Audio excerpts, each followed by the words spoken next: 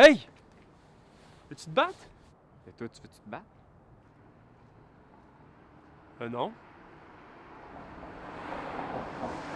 Moi non plus. Je veux pas me battre.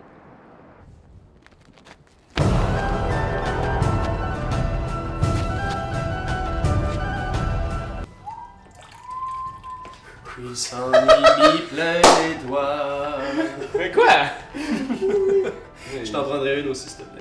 Tu veux que je me brûle? Ah, il ne s'est pas brûlé, bravo.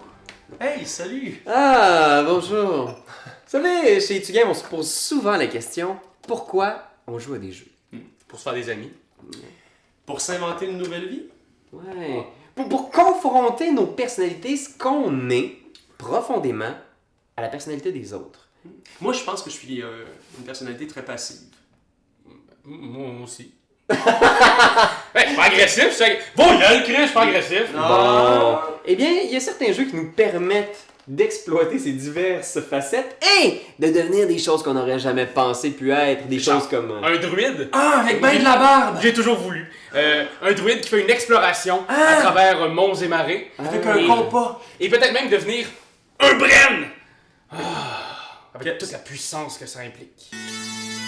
Ça veut dire premier joueur en langage celtique. Ah, c'est ça, non, Wikipédia, moi, me disait plutôt que c'était un conquérant suprême, un commandant d'une armée gauloise. Ah, mais je suis content que tu abordes la question parce que justement, on retourne dans le monde celtique ici grâce à Innis. Alors, Innis est un jeu de conquête et de contrôle de zones. Les zones sont représentées par des petites tuiles comme ça.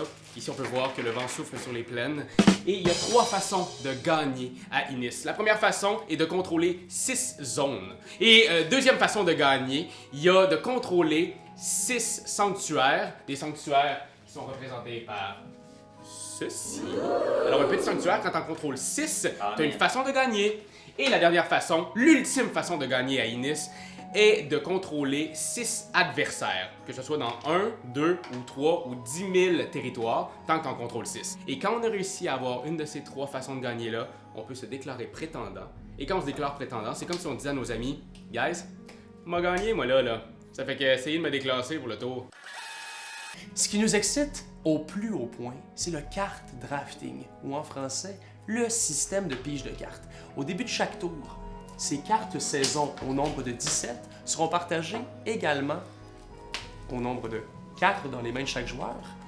Et le système est le suivant, on pige une carte, on distribue le reste du paquet à notre voisin, et ainsi de suite, on choisit des cartes jusqu'à ce que toutes les cartes ont été distribuées. Sur certaines de ces cartes, nous aurons la chance de piger des cartes épiques qui nous permettent de jouer des dieux celtiques qui viennent nous épauler lors des batailles, lors de nos discussions ou lors de nos défenses. Ce qui est très cool dans Innis aussi, c'est les combats, qui sont très différents de ce qu'on voit habituellement. Donc, lorsqu'on joue une carte qui déclenche un combat, on déplace nos troupes dans un territoire avec des ennemis, mais tous les partis doivent décider si oui ou non ils veulent se battre. Alors, il y a une négociation. Alors, par exemple, si je rentre dans un territoire avec Raphaël, je peux lui demander « Raph, as-tu le goût de te battre? » Non! Puis moi, je pourrais dire « Moi non plus, j'ai pas le goût de me battre. » Fait que mes gars vont juste rester là puis ils vont chill out. Mais je pourrais dire aussi « Fuck you, Raph. » Et bing, boum, bing! Je lui pète la gueule. Et là, ce qui arrive, c'est qu'à chaque fois que vous vous battez, vous devez faire une manœuvre. Et la manœuvre principale, c'est attaquer. Et là, c'est très simple, peut-être trop simple. Lorsque vous attaquez, l'adversaire va perdre un personnage. Donc, une de ses figurines disparaît. Mais il peut aussi sacrifier une carte de sa main. Donc, il peut sacrifier une de ses cartes d'action, un de ses plans pour les prochains tours. Alors, c'est là le dilemme. Hein? Est-ce qu'on perd un personnage ou un de nos futurs plans? Le combat se poursuit jusqu'à ce que tout le monde ait décidé de oui ou non arrêter le combat. Hey! Quoi? Ben, c'est pas des tuiles, ça. C'est des shurikens! Donc, à la lumière de toutes ces explications qu'on vient de vous donner, Innis est un jeu qu'Etugame adore et apprécie.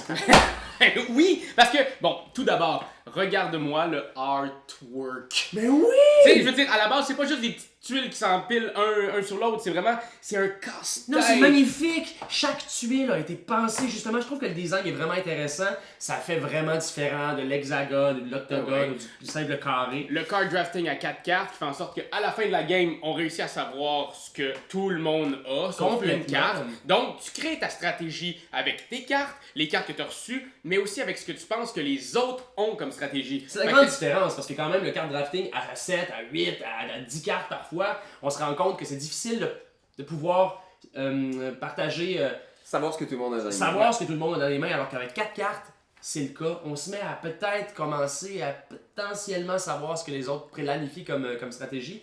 Et Ilis nous offre ça, justement. C'est vraiment intéressant. Le casse-tête, la chose que je trouve le plus fun d'Inis, c'est qu'au moment où quelqu'un se déclare prétendant, il y a un immense casse-tête psychologique qui commence. Parce que comment, avec les cartes que j'ai... Parce que souvent, t'attends à la dernière seconde pour te déclarer prétendant, quand personne n'a des cartes, donc personne peut te nuire. Mais là... Bon, quelqu'un s'est mis prétendant, là, t'es là, comment je vais lui nuire? Tu piges des cartes rouges qui, des fois, ont des bons effets, des fois, rien pantoute. Non, exactement. Fait que T'es pris parfois avec 3 cartes rouges dans les mains et tu te dis, ben je peux pas ce tour-ci faire quoi que ce soit, alors que si j'en avais une seule, une bonne, bam, je la mets et le destin de la game vient de changer. Fait que ce casse-tête-là est vraiment intéressant. Ouais. Les combats aussi, quand on est 2 à se battre, 3 à se battre, l'idée de, bon, écoute, je t'attaque pas, c'est pas, on n'attaque pas sur un lancer de dés. On n'a pas 18 000 lancers de dés à faire. Non, c'est une jeu de rhétorique, c'est de la diplomatie. Je vais venir sur le territoire, mais je t'attaque pas. C'est-tu correct avec toi? Oui, ok, mais viens avec un seul personnage. N'en amène pas plus, parce qu'on veut quand même conserver la majorité sur les territoires. Il y a quand même une belle joute oratoire. Fait que, ouais, toi, Pierre-Louis? J'ai vraiment pas aimé ça. Tu dois savoir quelque chose, Internet. T'as le droit de ne pas aimer un jeu. Des fois, il y a pas de raison valable pourquoi le charme d'un jeu n'opère pas. C'est juste comme ça. Alors, c'est dans ton droit le plus strict de dire que tu l'aimes pas. Alors, même si tous tes amis l'aiment, même si c'est le numéro 1 sur BJJ, même si Tom Vassell se le fait tatouer ses fesses, t'as le droit de ne pas l'aimer. Puis, je sais pas exactement pourquoi. C'est-tu le artwork psychédélique qui me donne mal au cœur? C'est-tu ces petites... C'est super beau! Les beaux casse-têtes. C'est-tu ces petites figurines en plastique mou qui t'ont coûté 80$? Ok, je l'accorde, ça coûte cher pour pas Est-ce que c'est l'ignoble mensonge sur la boîte qui dit que ces parties vont durer 60 minutes alors qu'en ce moment, j'ai jamais vécu une partie qui durait en bas de 2 heures? Quelques petits éléments qui, personnellement, me tombent sur les nerfs. Peut-être que pour toi, c'est extraordinaire, mais moi, ça fait que ce jeu-là, c'est un bon jeu. Je suis vraiment excité de les entendre parce que. C'est un bon jeu, mais auquel j'ai pas envie de rejouer. Vas-y, Martino. Il y a d'abord ces cartes rouges, les pouvoirs divins. Alors, certaines cartes te permettent d'aller en chercher. Alors, là, ça devient très aléatoire parce que certaines cartes sont vraiment fortes. Ouh, comme celui-là, dès que tu attaques, tu gagnes un exploit. Les exploits, au lieu de maintenant vouloir 6 territoires, t'en as besoin de 5. Alors ça, c'est fort. Cette carte-là te donne ça quasiment gratuitement. C'est intéressant de la gagner, cette Oui, carte-là. ça peut te faire gagner la game à la dernière Donc, seconde. Sont tellement incroyablement spécifiques que tu ne pourras peut-être jamais les jouer. Et tu ne peux jamais savoir ce que les gens ont dans les mains. Et la plupart de ces cartes-là, et beaucoup d'éléments du design, sont anticlimactiques à mon sens, du genre. Dans votre première partie, vous allez organiser un gros combat. Là. Vous avez votre stratégie axée autour de la prise d'un territoire. Vous mobilisez vos effectifs, vous vous déplacez, et là, un joueur va sortir une carte rouge comme ça, il va dire « Non, la bataille n'a pas lieu ». La carte interrompt la bataille. Et vous allez faire quoi? De quoi tu parles? Tu vas lire la bataille, tu vas vraiment avoir l'impression d'un lapin sorti du chapeau. Tout le monde va lire la carte, tout le monde va interpréter. Mais tout le monde a accès à cette carte-là, c'est-à-dire que tout le monde peut quand même finalement sortir un lapin de son chapeau à un moment donné dans la partie. Oui, il suffit que tu aies la chance de la piger. Alors on pourrait aussi faire un pile ou face et tout le monde pourra avoir pile ou tout le monde pourra avoir face. No! God, please, no! No! No! No! C'est à ce moment-là où tu sors une carte qui empêche de quoi que le casse-tête de comment gagner puis Et- comment s'en sortir. Si je peux me permettre, il n'y a aucun glossaire détaillé des cartes dans le livret d'instruction. Donc la plupart de ces cartes-là sont laissées à l'interprétation. Et moi, il n'y a rien de plus frustrant dans un jeu que de passer 20 minutes autour d'une carte à faire non, ok, regarde, on va dire que c'est le même, ça marche, mais je suis pas sûr, on va aller checker un forum sur BGG. Moi, ça, je trouve ça imbuvable. Mais t'es un joueur anal rétentif, par exemple. Oui, c'est bien reconnu dans la communauté. Alors, Voilà. ensuite, d'autres éléments un peu anticlimactiques, il y a dans les cartes d'action normale une carte qui s'appelle le Geist. Et c'est une carte qui aurait pu aider. C'est une excellente carte. Oui, Une parce que carte ça te avec fait- un pouvoir Oui, parce que vraiment génial. ça te fait fucker l'action de l'autre, ça la fait détruire one shot. Il y a plein d'affaires qui sont marquées là-dessus, mais ça aurait pu être marqué passe ton tour. Donc quelqu'un fait une action, ça peut être une action qu'il prévoit depuis très longtemps, ça peut être une action qui va le faire gagner la partie, et quelqu'un sort cette carte-là en disant non, ça arrive pas. C'est extrêmement satisfaisant de le sortir, mais moi quand cette carte-là sort sur un de mes plans, je ne peux pas m'empêcher de voir ça comme un passe ton tour, et c'est la mécanique dans un jeu que je trouve la plus insupportable, le passe ton tour. Dans tous les jeux qui ont ça, tous les jeux, tous les designs modernes ont essayé d'éliminer cette mécanique-là. Donc, si pour vous, ça vous convient, puis que c'est quelque chose que vous trouvez intéressant, grand bien vous fasse. Moi, c'est insupportable, ce genre de mécanique-là. Ok, mais mettons là, Vas-y. dans le sens, tu sais que tu l'as pas, tu sais qu'il est autour de la table. Tu vas faire ta stratégie en fonction que peut-être elle va sortir. Oui. Parce que tu le sais. Oui. Mais tu le sais à la base que ça va arriver. Fait que Donc moi, je ça trouve vient que rajouter une belle ça vient couche, rajouter une couche à la super stratégie, intéressante. Si ça vient rajouter une belle couche, le guys peut être aussi la carte écartée. Mais c'est ça, donc il y a une chance. Et ça se peut que tu escalades sur scène, ou ça se peut qu'il y a un joueur qui passe et qui attend systématiquement que tu fasses ton plan. Moi, je dois vous avouer, ces éléments-là dans la mécanique ne me conviennent pas. Je trouve qu'il y a des jeux de contrôle de zone, il y a des jeux de conquête militaire qui sont plus efficaces, moins alambiqués, puis beaucoup moins aléatoires. Je peux rajouter certaines choses aussi. Je trouve que souvent dans le anticlimactique, l'impression que j'ai à propos de ce jeu-là, c'est qu'il y a un joueur qui va se déclarer prétendant et personne ne peut rien y faire. Si un joueur se déclare prétendant dans certaines conditions, il n'y a juste rien qu'on peut faire. Vous avez plus de carte d'action, vous avez fait une grosse bataille ici, il y a un joueur qui est là dans le fond ici qui a conquis son dernier territoire par exploration. La partie va se terminer parce qu'un joueur a exploré. Il va faire bon, mais j'ai gagné. Tu quelqu'un non? Bon, ben la partie est terminée. Et, ça c'est- fait 3 heures qu'on joue pour ça. Moi, désolé, mais dans toutes les parties que j'ai jouées, c'était Ok. vraiment Ok, ben.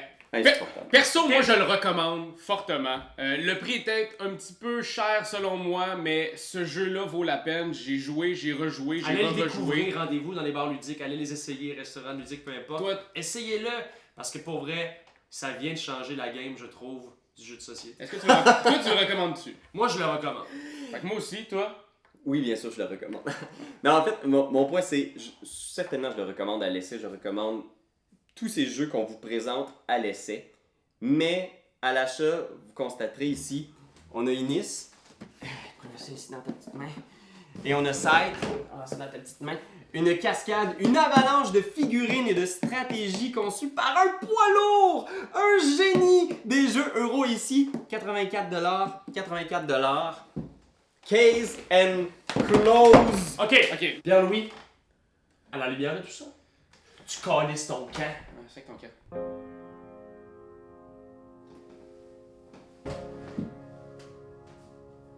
Enlève ton écusson du game, mais laisse à la table.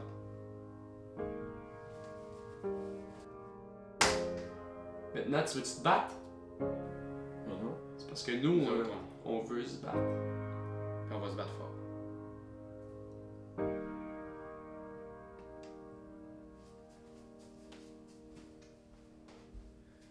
J'ai eu peur.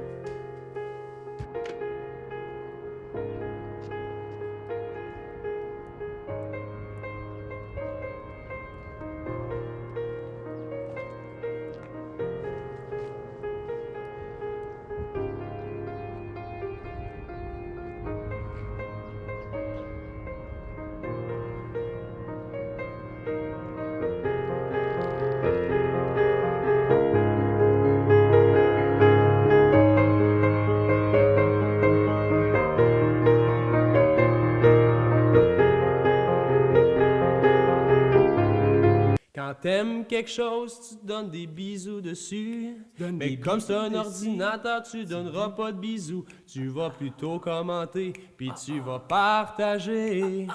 Oh oui, partagez, partagez, partagez. C'est la leçon de Jésus!